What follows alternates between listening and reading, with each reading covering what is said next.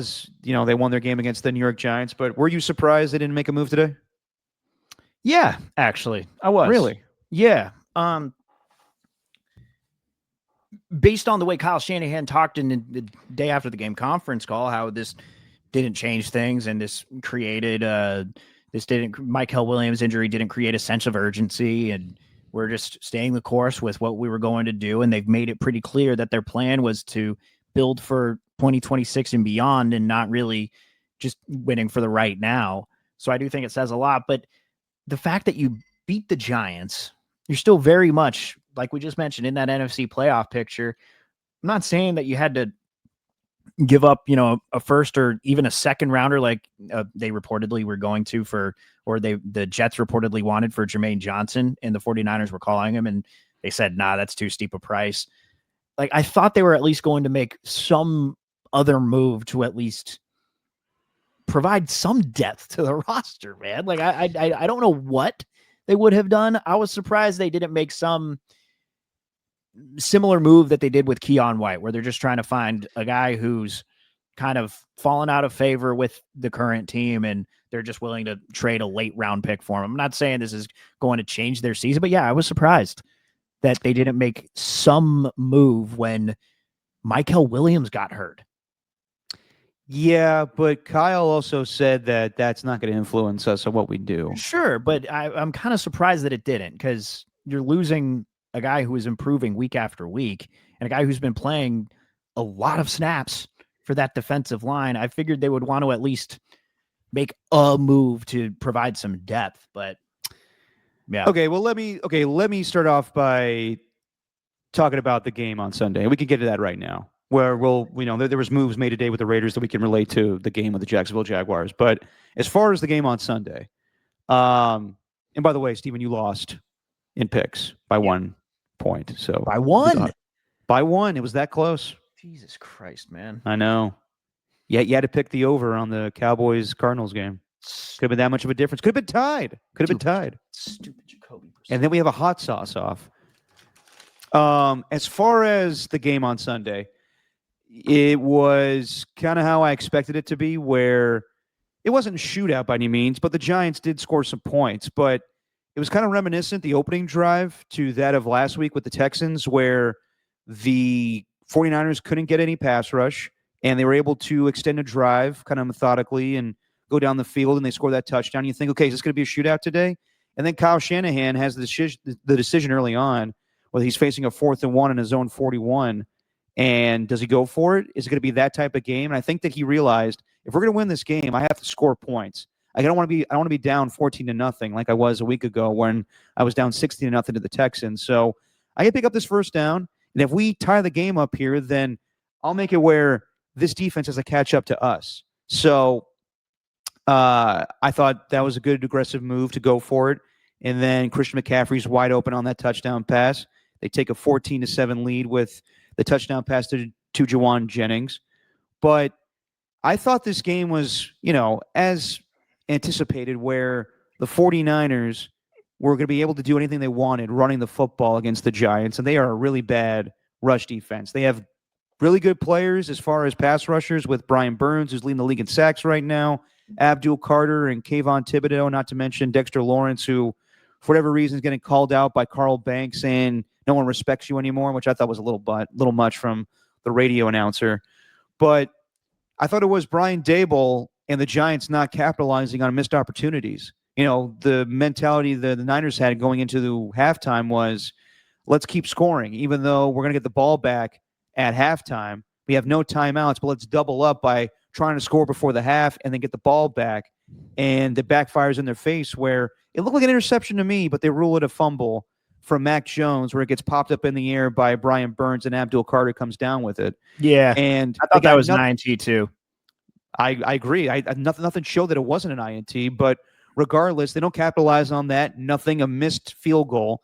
And then afterwards, in the third quarter, the 49ers go up 20-7, and the Giants are facing, a 4th and goal from their own 3, and they don't go for it. They kick the field goal. Yeah. Had they capitalized on both those opportunities and been a little more aggressive, I thought it would have been a closer game.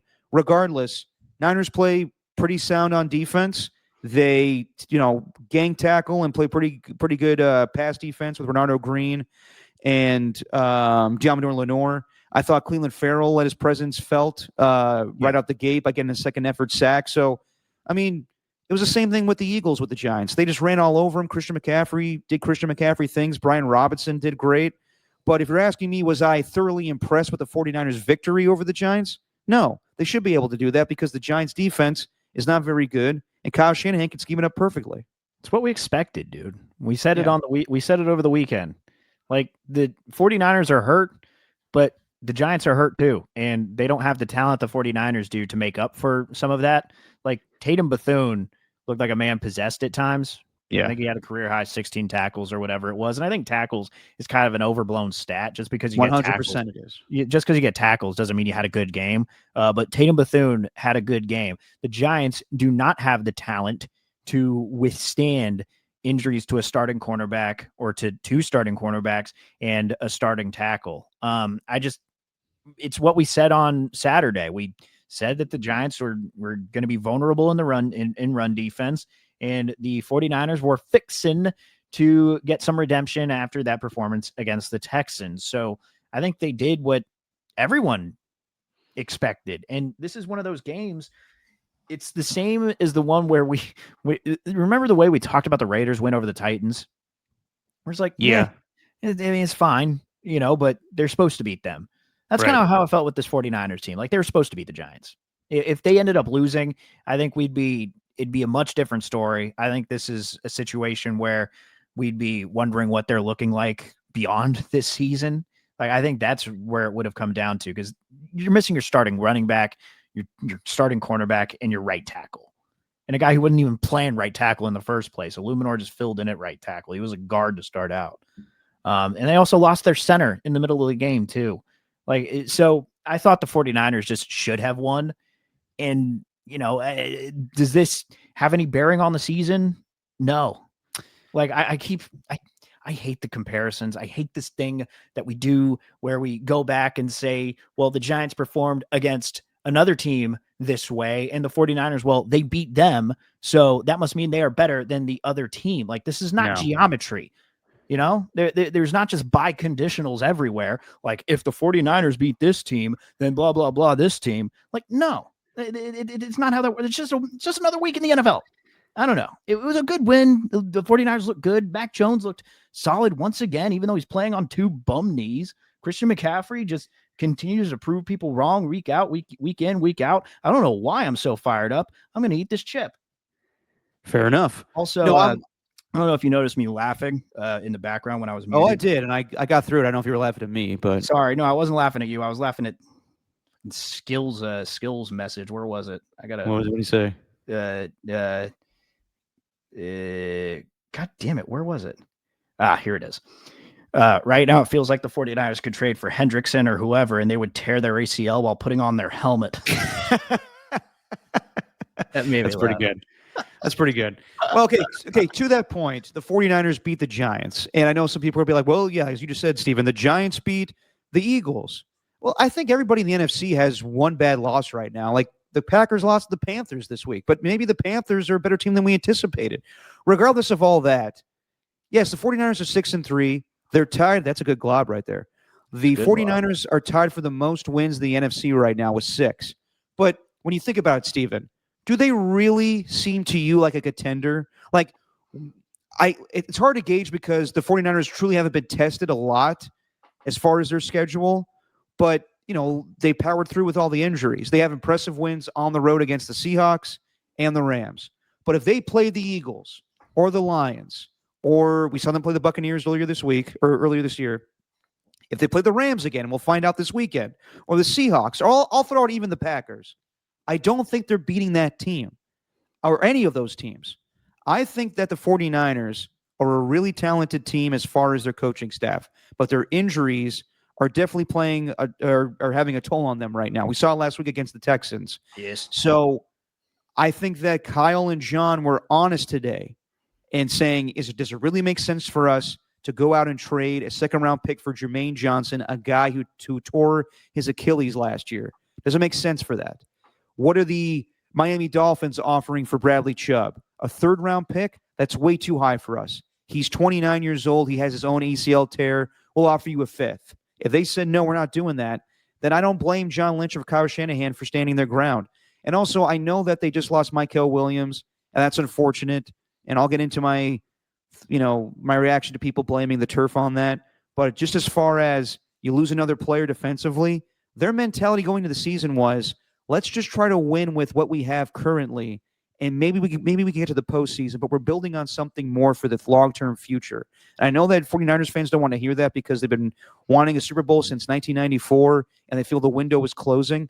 But that is their mentality right now. Right or wrong, they're writing off the credit card. They did the fuck them picks things in the back.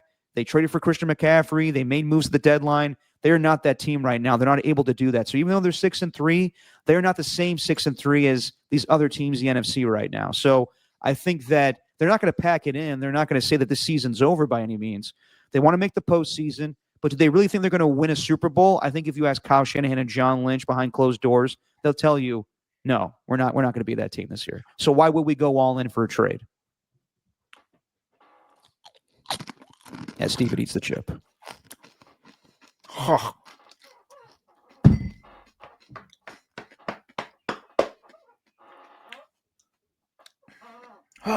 Your rebuttal, Steven.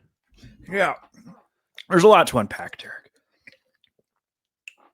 Oh,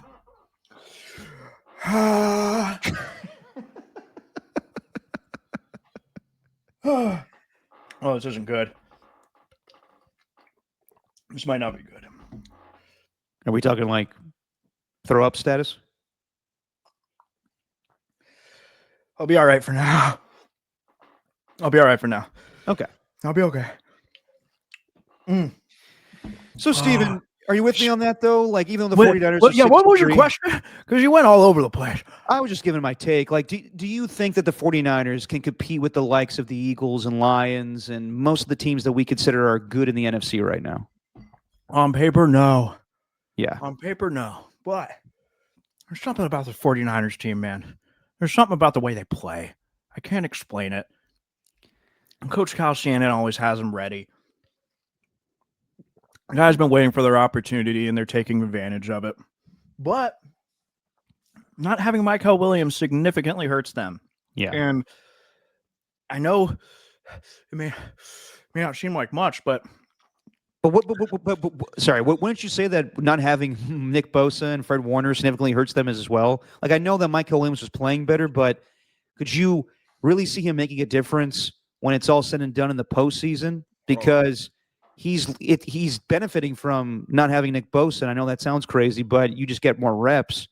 But with so much experience on this team, I just don't think it's going to translate to postseason success. Maybe not. But I think the 49ers are telling you that with what they didn't do at the trade deadline, as you just mentioned. Exactly. What I was saying, I was surprised they did it.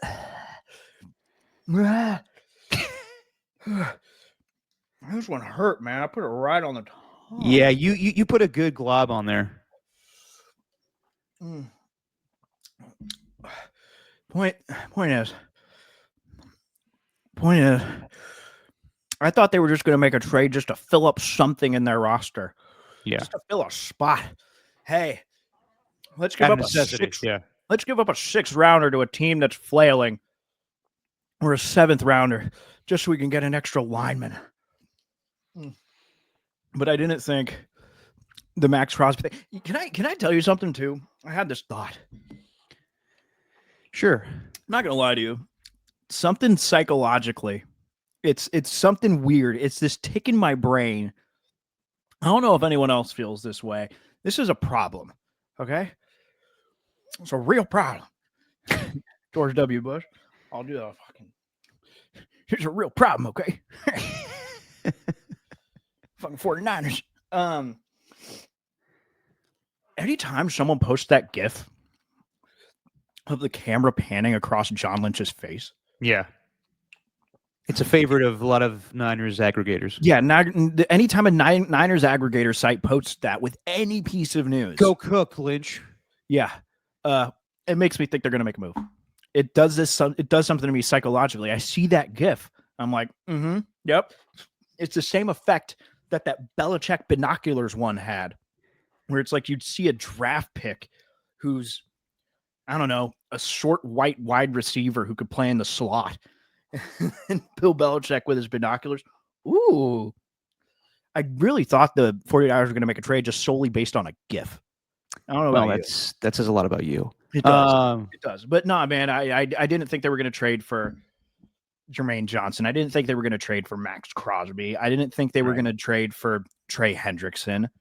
I just thought they were going to do something. Yeah, I hear you. And the Trey Hendrickson thing, like, I guess it got close at some points today. I guess the Seahawks were in on him, but as I said, man, that organization is so batshit crazy where I'm sure there was enough teams being like, we'll give you a second, we'll give you a third. And I'm sure Duke Tobin, their de facto GM since 1999, was going to Mike Brown just being like, hey, Mike, we do have offers from teams that are significant draft picks. And he's like, nope. If it's not a first-round pick, I'm not interested. Nope, not doing it. So I think they wasted an opportunity today with Trey Hendrickson because I don't think that defense is going to improve overnight. Yeah. I don't think they're going to make the playoffs without Joe Burrow at this point, even though Joe Flacco has been incredible for them. That's a missed opportunity, but it wasn't a good opportunity for the 49ers. It made no sense. As Kyle Shanahan's been telling everybody, if we're going to make a trade, it's got to be for someone who's under contract for the next couple of years here. It's not going to impact us in the draft next year. That's why Keon White makes sense. But Trey Hendrickson does not make sense. I thought maybe the Lions should have gone after Trey Hendrickson. Yeah, but sure. They're valuing more the guys that they have under contract for right now. But to that point with the NFC West, the Rashid Shaheed move is pretty significant in my opinion. And he got dealt for two picks, a fourth and a fifth. And when you watch Sunday Night Football and Sam Darnold is just throwing down the field with ease against the Commanders, and he doesn't even have Cooper Kupp out there. He's got Jackson Smith-Njigba and Torrey Horton. And even a rookie, I don't even know who the other guy was that got a touchdown pass. They got A.J. Barner right now. As far as like a 4 wide receiver set, including Cooper Kupp, they may have the best offense in the NFC West right now. I mean, I think that they have more options than the Rams do. They got, obviously, Puka Nacua and Devontae Adams and whoever the third guy is. But it was a Jordan Whittington or Tutu Atwell. It changes all the time. It's not consistent as far as like who the third string wide receiver is. And they got Tyler Higbee. But just as far as like more options, like deep threat options, yeah, you got arguably the best wide receiver right now in Jackson Smith-Njigba. And then you got Rashid Shaheed, who's one of the best deep threat receivers in all of football right now.